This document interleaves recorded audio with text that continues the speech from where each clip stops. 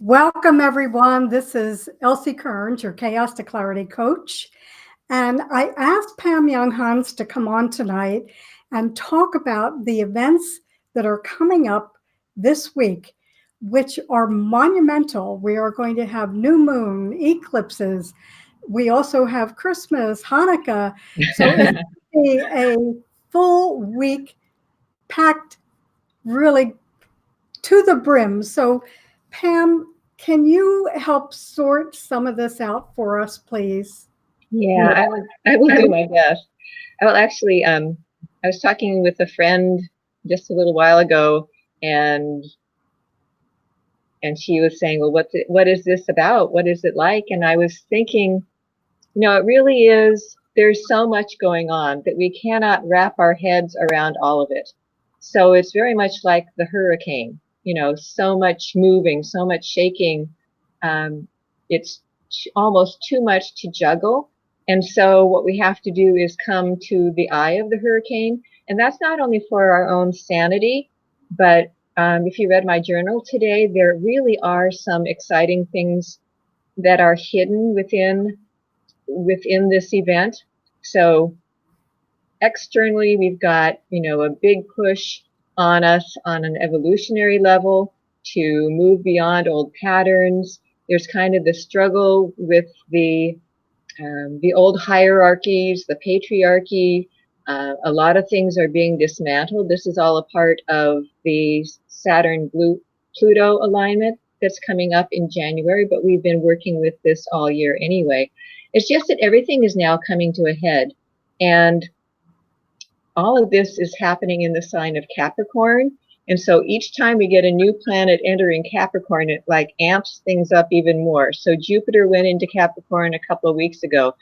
The sun, we just had the solstice, and that was when the sun went into Capricorn. This Friday, Mercury goes into Capricorn. So we keep kind of loading the trailer with a lot of stuff. So we can't really wrap our heads around it completely. So it's best to kind of simplify. And the eclipse this week, it is a solar eclipse, but it's also something called a south node eclipse. And it has to do with what actually defines an eclipse in the first place, because an eclipse, a solar eclipse, is actually a new moon. It's just that it occurs close to a certain point in space called the moon's nodes. So too much astrology perhaps, but that's what makes an eclipse. It is a new moon. It's just where the sun and moon are located in respect to another point in space. And so this particular one is what we call a south node eclipse. And the south node is about highlighting what we're moving away from, what on an evolutionary level we're trying to evolve beyond, what we're trying to leave behind. So the south node is currently in Capricorn, and so the pieces that we're trying to move beyond are the old definitions of power, the old definitions of authority, the patriarchy, how it's been managed for centuries. Just a lot of things are really going on. And for each of us as an individual, it's really about dismantling the patterns that have kept us in fear, the patterns that have kept us in kind of control mode. Like I have to bring it all together. I have to have it in control in order to survive. But that's not what this is about. And that's not how we make success of this kind of energy. We're letting go of controls. We're moving into trust. We're letting go of the idea that we're separate. We're bringing into our perceptions a bigger picture. So there's a whole list of qualities that we're moving away from and into with this eclipse and with this whole time period. And so on an individual level, and I'm just going to look at my list that I was using for the journal this week. This is actually what a part of our last teleclass, our last webinar, which was back in June. So we're trying to move from being controlling, especially out of fear, and into a place of allowing and living more intuitively. We're trying to move out of a sense of being separate.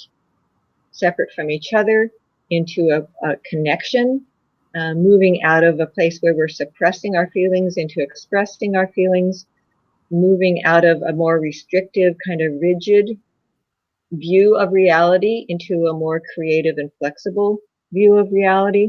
So it's a lot to take on. It's a lot to take in. We've been working on this for quite a while, and we're really seeing it out there in the world. We're seeing the old systems kind of imploding, and seeing that in politics, and certainly things just aren't working. And we're just seeing how things haven't been working for quite a while. It's just now that it's coming to a surface, we're more and more aware of it.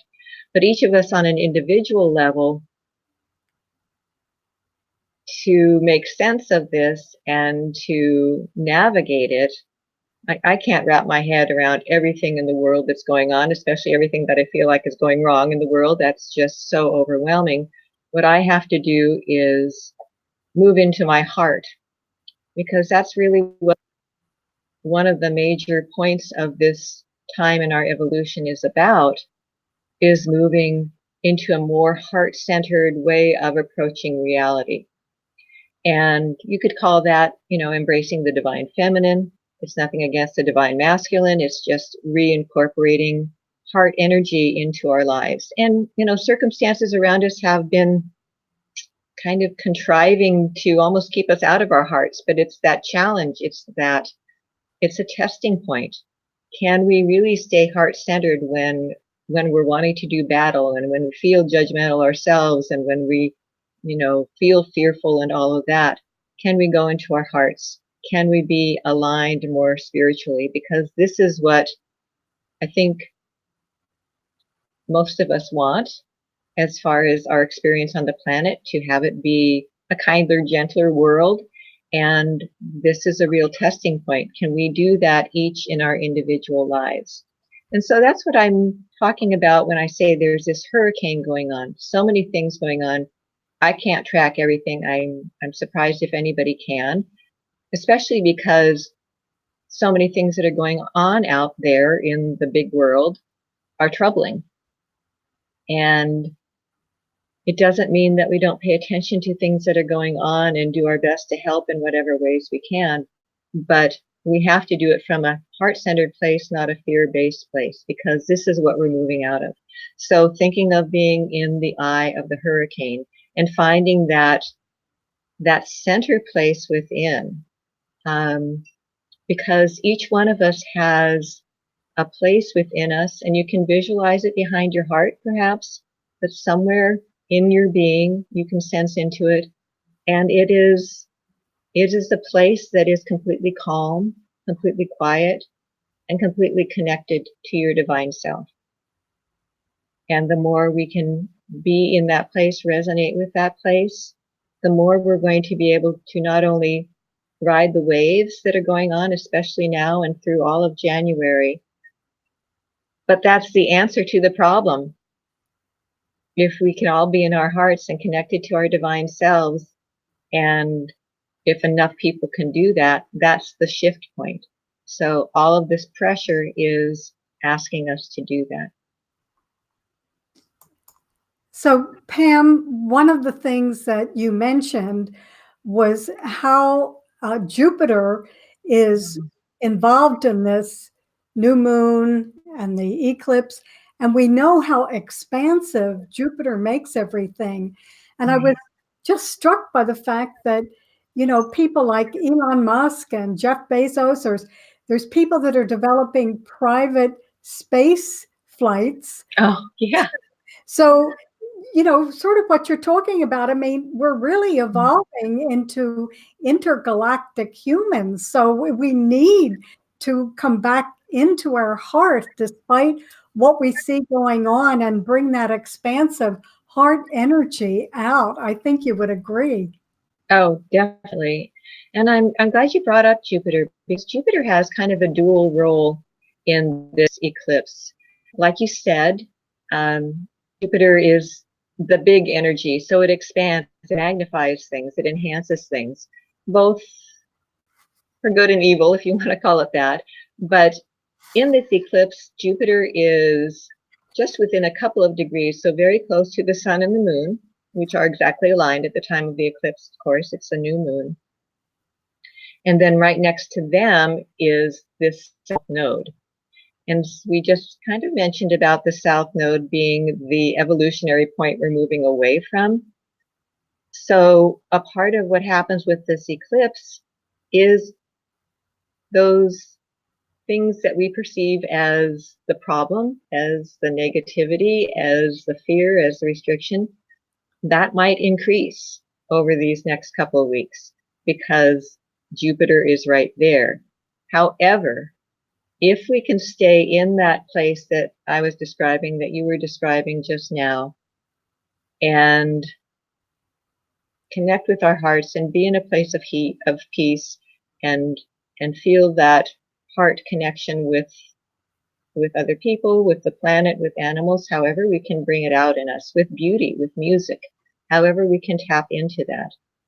Then we really have the opportunity to tap into the positive influence of Jupiter, because Jupiter as a planet, if we're not involved with anybody else, Jupiter is about expansion and the higher meaning of life, and belief and faith and optimism and growth and all of that. It's really positive energy. So if we can avoid that pitfall, and that's exactly the words I used in the journal today, I think, if we can avoid the pitfall of being pulled into the fear, if we can center ourselves, then we can really take advantage of the positive sides of Jupiter. And there are other pieces of this eclipse energy that are also very, very positive. If you know astrology at all, we have planets relating to each other, and they can relate in a harmonious way, or they can relate in kind of a conflicted way. The planet Uranus, all of this week and right at the time of the eclipse, is in positive relationship to the sun and the moon and Jupiter and that south node. And Uranus is all about liberation. Uranus is moving us, freeing us from what has been holding us back. And Uranus is called a transpersonal planet. So the planets that are beyond Saturn are called transpersonal planets. They usually take us into higher expressions of ourselves. And Uranus represents awakening, higher mind, higher consciousness. And so this harmonious aspect between Uranus and the sun and the moon and Jupiter in the south node, again, once we tap into the positive energy that's available to us now, it helps us do the letting go. Not only that, but it helps us open up to our next step in our own awakening, our next step in consciousness. It's a highly intuitive and expanded type of influence that's also in effect now. We just have to make sure not to get dragged down by the fear-based types of emotions and thinking patterns. Pam, I know I mentioned this before, but I want to say again, as you did, that, you know, the power of the heart is so expansive and collectively so far reaching and so powerful. But I just want to remind everyone that, you know, when you read about ancient cultures like the Egyptians, when they did embalming, they threw the brain away, but they kept the heart. And so that should tell us something important, don't you think? Wow, I did not know that. Yeah. That's perfect. That's perfect. Well, and you know, there is a lot of information now that there actually is more, I'm not going to say it correctly, but something like there's a bigger brain in our heart than in our heads. So that wasn't very well said, but that's the essence of it. Mm-hmm. A couple other pieces about this eclipse that I want to express. There's a big opportunity for healing through this. It is something that we're kind of pushed into. Again, this involves a hard aspect between planets. This time we've got Chiron. It's called the wounded healer in astrology, and he's making a hard aspect to the sun and moon and Jupiter. So it's a challenging aspect that's a part of the eclipse. But a challenging aspect, the reason it's a good thing is because it pushes us. Lots of times we don't grow unless something pushes us. And this one is specifically making us aware of where we have more fear-based approaches to life. And as I wrote in the journal today, I look at Chiron as representing an inner child within each of us. And this inner child in this case happens to be very fearful and is not sure of how to proceed, is likely to react in anger and aggression instead of in a more reasoned way. And so if we find ourselves becoming easily irritated or angry at the drop of a hat, or on the other side of the spectrum, really, really withdrawing and a lack of confidence, that to me is a strong indicator that we need to do some self-love, self-nurturing. And by that, I just mean to give this part of ourselves the attention it wants, not by explaining things or trying to tell it that everything's going to be okay. But you think about a small child when they're afraid. If we've got a child who's afraid of a thunderstorm, they don't want to hear about the scientific reasons, and that they don't want to hear that it'll be over in another half hour. That doesn't help at all. What they want is to be held. They want to hear that somebody understands them. So you say, I understand, I'm sorry you're afraid, and I love you. And if we can say that to that scared part of us, that's a huge part of healing that piece of us that is so fearful. And I think that kind of activity or any other self-care, inner child work that we can do during this eclipse period, it really is a longer period. It's really the strongest for about 6 weeks, starting about 2 weeks ago and lasting through the end of January. So that kind of inner work is really important right now. And the other piece that I want to share about this eclipse, it's another of the positive pieces, is that at the time of the eclipse, Mercury and Pallas Athena are really closely aligned. Now, Pallas Athena is an asteroid, but if you know mythology at all, she was the goddess of wisdom, goddess of healing, goddess of also of war, but she was very strong and very intelligent, very insightful. And when she aligns with Mercury, and Mercury represents our conscious thinking mind, we actually have the opportunity to tap into that level of insight and solution and expansive thinking.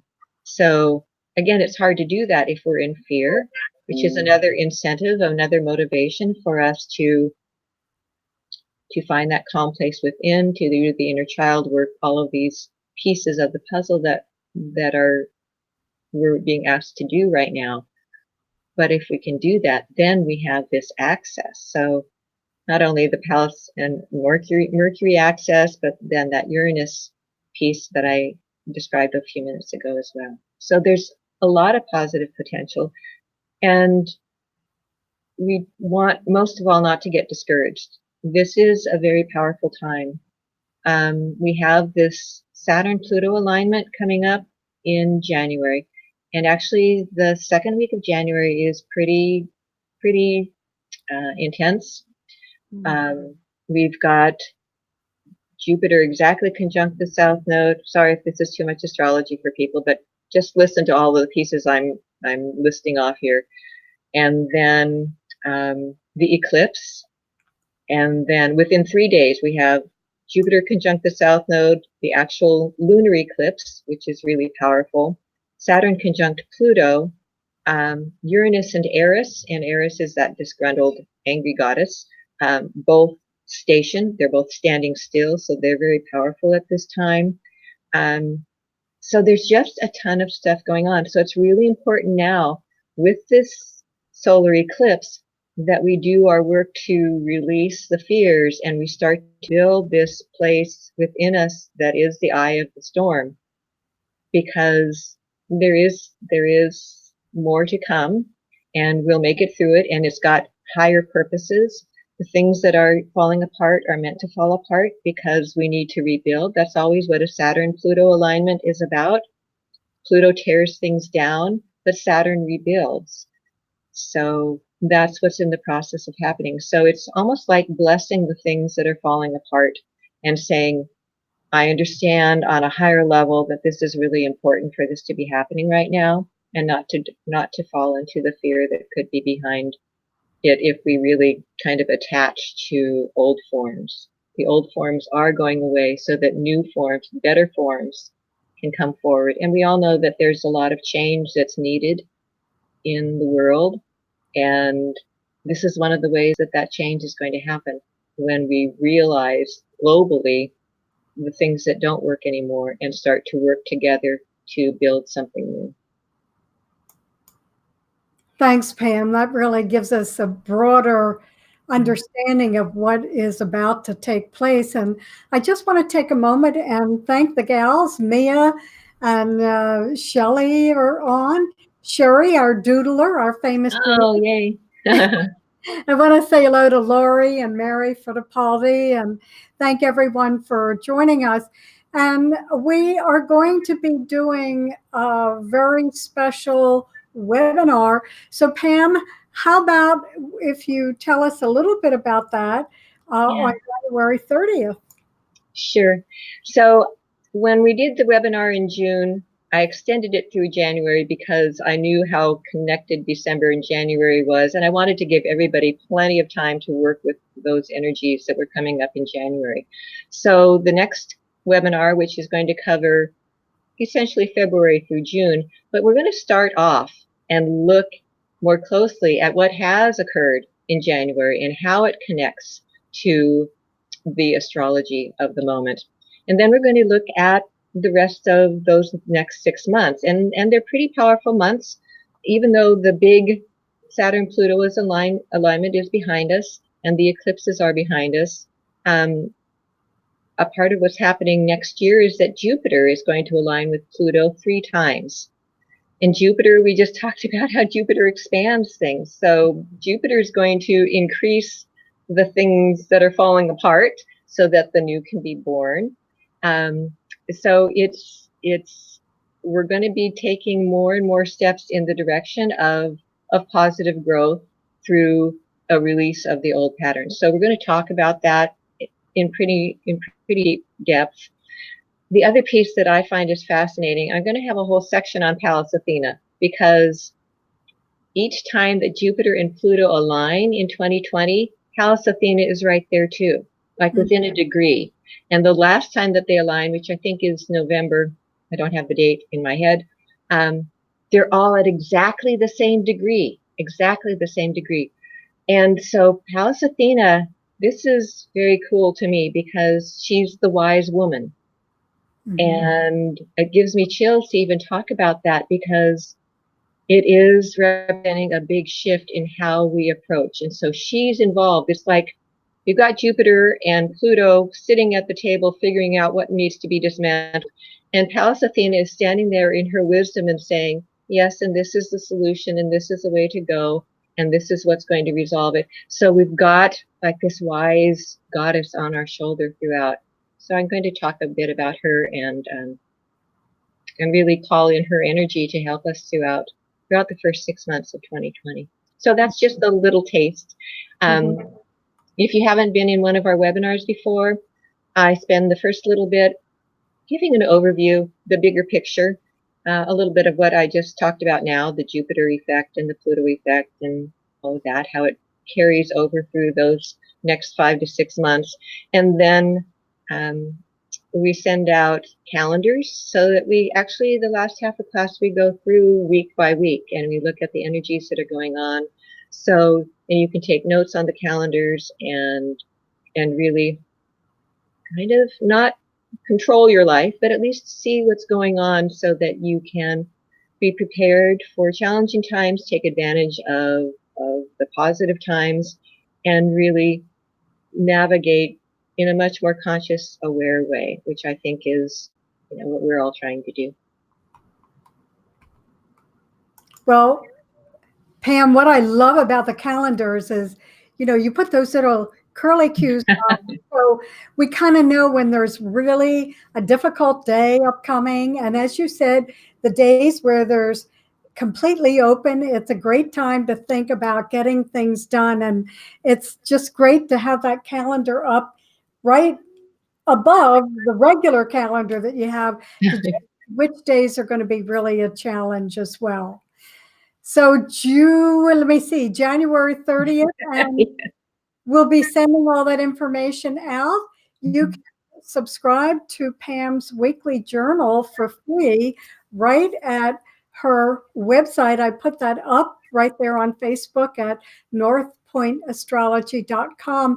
And so that comes out every Sunday, usually in the afternoon, and gives you just a preview of what is going on in the coming week. So that's an added reminder of what's happening and what's upcoming, as well as the webinar that we'll do from February to June, and that will be live on Zoom. So we'll let you know the link to click in order to join us that night. And also you'll have all of that as a replay as well. So I think it'll be very exciting, particularly with what's upcoming. Generally, January for us is a quiet time, but this year it's going to be an interesting time instead. That's true. Thank you for joining us tonight.